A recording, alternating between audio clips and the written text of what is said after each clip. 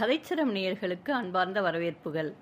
இன்று நாம் ஆரணி குப்புசாமி முதலியார் அவர்களின் இந்திராபாய் அல்லது இந்திரஜால கள்ளன் என்ற நாவலை காண உள்ளோம். அதிகாரம் 8. இந்திராபாயை பிடித்து கொண்டு போய்விட்டார்கள் என்று கிருஷ்ணாராவ் கூறியதும் ஜெகதீசன், இப்பொழுது நாம் என்ன செய்வது என்றான். கிருஷ்ணாராவுக்கு தலையில் பட்ட அடியால் இன்னும் தலை கிறுகிறுத்தது. ஆயினும் அவன் சமாளித்து கொண்டு முழங்காற்படியிட்டு 2 பாதைகளையும் நன்றாக சோதித்து எந்த வழி என்று தனக்குத்தானே கூறிக்கொண்டு மிக்க மண்ணாக இருக்கும் இடத்தை நோக்கி சென்றான். அடிபட்டதால் ஒரு சமயம் அவன் புத்தி சபலித்து விட்டதோ என்ற அச்சத்தோடு ஜெகதீசன் தானும் பாதையில் குனிந்து பார்த்தான். கிருஷ்ணாராவோ பாதையில் பதிந்திருக்கும் மோட்டார் வண்டியின் சக்கர அடையாளங்களை உன்னிப்பாக பார்த்து கொண்டிருக்கிறான். கடைசியில் அவன் மனதில் இவ்வழியாகத்தான் கள்ளர் சென்றிருக்க வேண்டும் என்று பட்ட பிறகு அந்த வழியை வண்டியை விடும்படி கூறினான். அச்சமயம் 2 வினாடிகளுக்குள் அவன் தன் நோய் அனைத்தையும் மறந்துவிட்டான். வண்டியின் உட்பக்கம் உட்காராமல் பக்கத்தில் இருக்கும் காலடி பலகை மேல் நின்று கொண்டு பாதையை உன்னிப்பாக பார்த்தபடி இருந்தான். சற்று நேரத்திற்குள் மறுபடியும் பாதை 2ஆக பிரியும் இன்னொரு இடத்தில் வந்து சேர்ந்தார்கள். கிருஷ்ணாராவ் வண்டியை நிறுத்தச் சொன்னான். வண்டி நிறுத்தப்பட்டதும் அவன் மறுபடியும் சற்றென்று கீழே குதித்து பாதையில் முழங்காற்படியிட்டபடி வண்டியின் அடையாளங்களை நோக்கி 2 வினாடிகளுக்குள் மறுபடியும் பக்க பலகையின் மேல் ஏறிக்கொண்டு ஒரு பாதையை சுட்டிக்காட்டி, இப்பாதை வழியே வண்டியை விடு என்றான். கிருஷ்ணாராவ் காட்டிய பாதையே வண்டி அதிவேகமாக சென்றது. அவ்வாறே சுமார் 1/4 மணி நேரம் சென்றார்கள். கடைசியில் கிருஷ்ணாராவ் திடீரென்று வண்டி நிறுத்தச் சொல்லி ஜன சஞ்சாரமே இல்லாத ஒரு அதிசயமான வெளி பிரதேசத்தில் ஒரு திக்கை சுட்டிக்காட்டி அவ்வழியாக வண்டியை திருப்பு என்றான். அந்த இடத்திற்கு சமீபத்தில் தொழிற்சாலை போன்ற ஒரு செங்கல் கட்டிடம் இருந்தது. அது ஒத்தை மாடியுடையது, ஆனால் மூடப்பட்டிருந்தது. ஜெகதீசன் வியப்போடும் கலவரத்தோடும் அந்த இடத்தை உற்று நோக்கினான். ஆனால் கிருஷ்ணாராவ் மறுபடியும் மண்ணில் முழங்காற்படியிட்டு கீழே வண்டியின் சக்கர அடையாளங்களை கவனமாக பார்க்க தொடங்கியிருந்தான். அங்கிருந்த குறிகள் எல்லாம் குழப்பமாக இருந்தன. உற்று பார்த்த பொழுது கல்வரி ஏறி வந்த வண்டி அங்கிருந்து செல்லும் முன் பன்முறை பின்னடைந்து திரும்பி இருக்கிறது என்று புலம்பட்டது. அந்த இடத்தில் வேறொரு வண்டி குறுக்கிட்டிருக்கும் அடையாளம் தெரிந்தது. கிருஷ்ணாராவ் மிக்க உன்னிப்பாக பாதையை பார்த்து கொண்டிருந்தவன் திடீரென்று துள்ளி எழுந்து, இங்குதான் அந்த பெரிய வண்டி வந்து நின்று கொண்டிருந்தது. சரி சரி, காலடிகள் என்றான். அவ்வாறு கூறியதும் அவன் நெடுக ஒரு திக்கை நோக்கி செல்லத் தொடங்கினான். ஜெகதீசனுக்கும் அவன் கூட இருக்கும் துப்பறியும் ஆட்களுக்கும் சங்கதி என்ன என்று சற்றும் விளங்கவில்லை. அந்த பிரதேசம் கடல் போன்ற ஒரு பெரிய ஏரியின் ஓரத்தில் இருக்கிறது. ஜெகதீசனும் மற்றவர்களும் கிருஷ்ணாராவ் எதை நோக்கி செல்கிறான் என்று ஒன்றையும் அறிய முடியாவிட்டாலும் வண்டியை விட்டிறங்கி துரிதமாக அவனை பின்பற்றி சென்றார்கள். யாவரும் அந்த ஏரிக்கு சமீபம் வரையில் சென்றார்கள். அந்த இடத்தில் நீரின் ஓரத்தில் நீராவி எந்திரத்தில் தண்ணீர் இருக்கும் ஒரு பெரிய குழல் இருந்தது. அதன் ஒரு முனை நீரிலும் மற்ற பாகம் கரையிலும் இருந்தன. சாதாரணமாக ரயில் என்ஜினின் முன்பக்கம் நீராவி உற்பத்தி செய்யும் பெரிய உரை போல நீளமாக இருக்கும் ஒரு குழலை நாம் பார்த்திருக்கிறோம். தினமும் ரயில் வண்டி தொடரின் முன் செல்லும் எந்திரத்தில் அதை பார்க்கிறோம். அதை போன்றதே அக்குழாய். ஆனால் அதனினும் பெரியதாக இருந்தது. அது துருப்பிடித்து பயனற்று போனதால் எப்பொழுது அங்கு போடப்பட்டது. அதன் ஒரு பக்கம் மூடப்பட்டிருப்பது யாவரும் அறிந்ததுதான். இப்பொழுது திறந்தபடியாக இருக்கும் அதன் மறுபக்கம் நீரின் பக்கமாக இருக்கிறது. அச்சமயம் ஏரியில் நீர் ஏறும் வேலையாதலால் அந்த குழாய்க்குள் கொஞ்சம் கொஞ்சமாக நீர் உயர்ந்து கொண்டே இருக்கிறது. கிருஷ்ணாராவ் தொடர்ந்து வந்த காலடிகள் அதுவரையில் வந்து நீரில் இறங்கியது போல தோன்றின. அவன் அவற்றை மிக்க கவனமாக பார்த்து பிறகு கரையின் மற்ற பாகத்தை நோக்கத் தொடங்கினான். ஜெகதீசன் முதலியவர்கள், இவன் இங்கு காலடிகளை பார்த்து கொண்டு கலவரப்படுவதில் என்ன பயன், இவன் புத்தி சபலித்து விட்டது போலும் என்று கருதினார்கள். கிருஷ்ணாராவோ அந்த நீராவி எந்திரத்தின் பக்கத்தில் இருக்கும் காலடிகளையே கவனித்துக் கொண்டிருந்தான். அவன் திடீரென்று அந்த எந்திரத்தின் மறுபக்கத்தில் சற்று தூரத்தில் சுட்டிக்காட்டி, அதோ காலடிகள் என்றான். அதை கேட்டதும் ஜெகதீசன் அவன் காட்டிய இடத்தில் ஓடிப்போய் அதே காலடிகள் இருப்பதை கண்டான். அக்காலடிகள் திரும்பி இவர்கள் வந்த வழியே செல்வதைக் கண்டு அதை பின்பற்றி சற்று தூரம் சென்று திரும்பி பார்த்தான். ஒருவரும் தன்னை தொடர்ந்து வரவில்லை என்பதை கண்டான். கிருஷ்ணாராவ் அந்த எந்திரத்தின் அருகிலேயே நின்றிருப்பதைக் கண்டு திரும்பிச் சென்று என்ன சங்கதி என்று கேட்டான். கிருஷ்ணாராவ் பதில் கூறவில்லை. அவன் எதையோ உற்று கேட்பது போல தோன்றியது.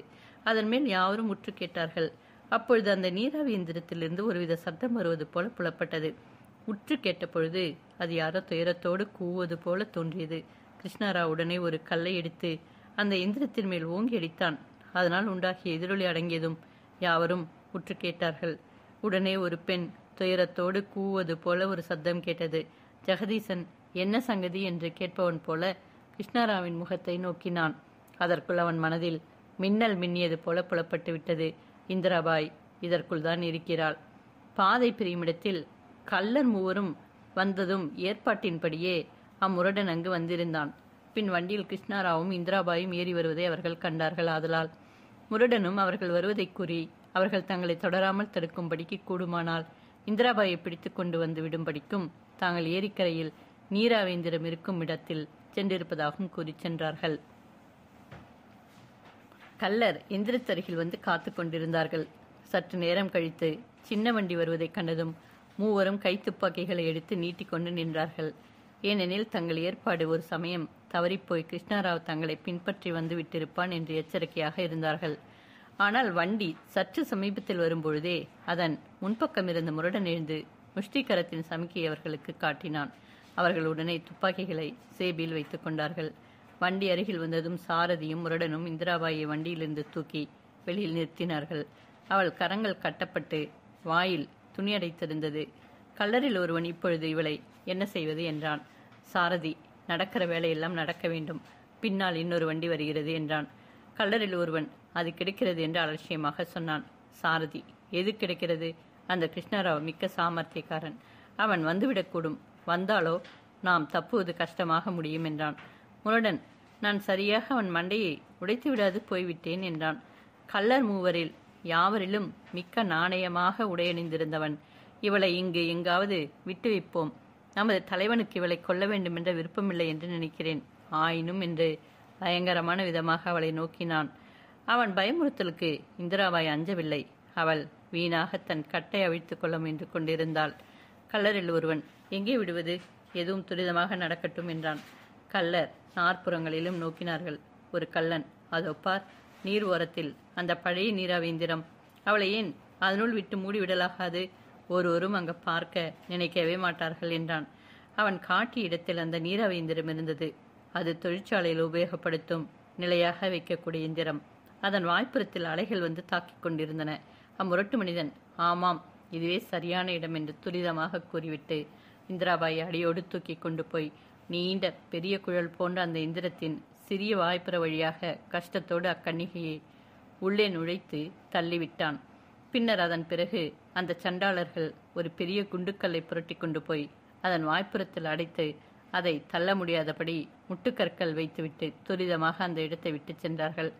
இந்திராபாய் அந்த பெரிய இரும்பு குழலுக்குள் சிக்கிக்கொண்டாள். அவள் கரங்கள் கட்டப்பட்டு வாயில் துணி அடைக்கப்பட்டிருந்தது. கெட்டியாக கூச்சலிட்டாள். அதை கேட்கும் யாரேனும் வந்து அவளை காப்பாற்றலாகும். அக்குழலினுள் நீர் ஏறி இருக்கிறது. அவள் தன்னாலான வரையில் நீருக்கு மேல் தலையிருக்கும்படியாக நிமிர்ந்து கொண்டிருந்தாள். இந்திராபாய் மிக்க சாமர்த்தியத்தோடு தன் வாயிலிருந்த துணியை தள்ளிவிட்டாள். அவள் தன்னாலானவரை கூச்சலிட்டாள். ஆனால் அது கனத்த இரும்பு தகடானாகிய குழலில் இருந்து சத்தம் வெளிச்செல்வது கஷ்டம். அந்தோ இந்திராபாயின் தேகம் நடுங்கியது.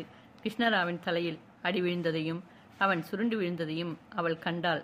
ஆனால் அவன் இறந்து போனானோ பிழைத்து கொண்டானோ அவன் கதி என்னவாயிற்றோ என்பது அவளுக்கு தெரியாது. அதுவே அவளுக்கு பெரிய மனோவேதனை. அதோடு இப்பொழுது தன் ஆயிலே முடிவிற்கு வந்து விட்டது போல அவள் மனதிற்கு பட்டது. அவள் மனோவேதனை இயம்பற்பாலதன்று. நீரோ உள்ளே ஏறிக்கொண்டே இருக்கிறது.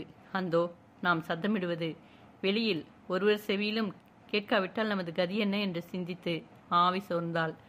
நீர் கழுத்து வரையிலும் வந்துவிட்டது. மிக்க கஷ்டத்தோடு சிரசை நீருக்கு மேல் வைத்து கொண்டிருந்தாள்.